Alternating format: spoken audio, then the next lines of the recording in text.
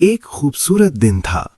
हादी और उसका छोटा भाई उमर बाग में खुशी खुशी खेल रहे थे।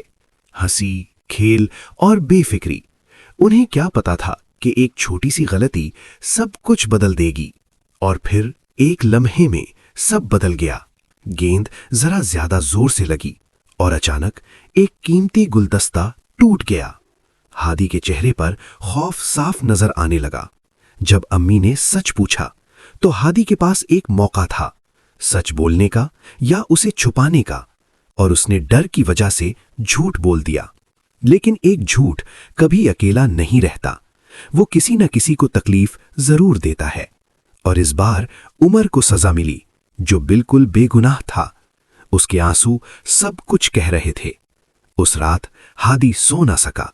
उसका दिल बोझ से भरा हुआ था। वो जानता था कि उसने गलत किया है और अल्लाह सब कुछ देख रहा है।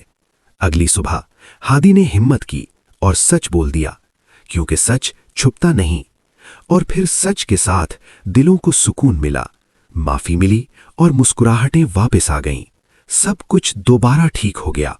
झूठ छोटा हो या बड़ा, वो किसी न किसी को तकलीफ देता है, और सच हमेशा दिल को सुकून देता है।